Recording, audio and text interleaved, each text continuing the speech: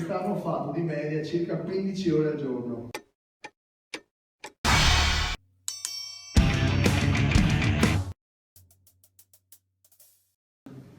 Abbiamo più di 400 maestre.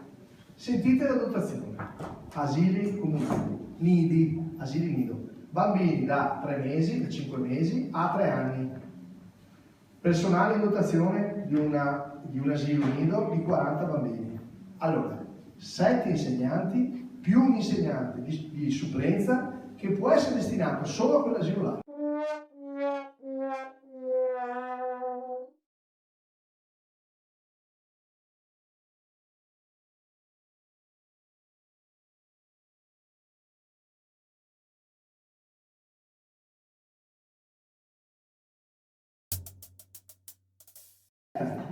Un cuoco e 3 aiuti cuochi, altri 4 adulti, per 40 bambini infanti che probabilmente mangiano pete, no, mai ad oro.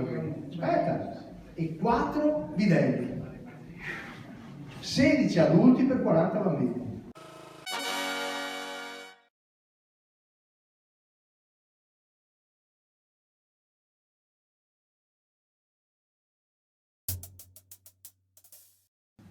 Alle scuole materne invece i pasti li fa Ames.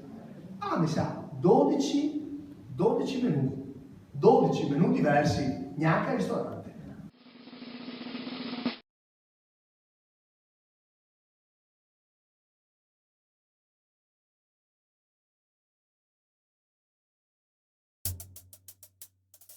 E tutta questa gente, siccome non c'erano i supplenti, il sindacato, un certo sindacato, sempre ora, ha detto: taglio al sociale, il comune non investe, chiudono le scuole, noi rischiamo con carichi di lavoro incredibili,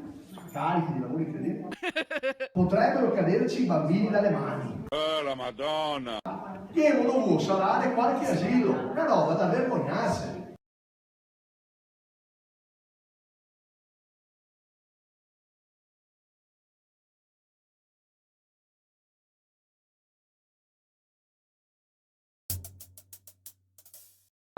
Noi vogliamo premiare i meritevoli. Piaccia o non piaccia, faremo così.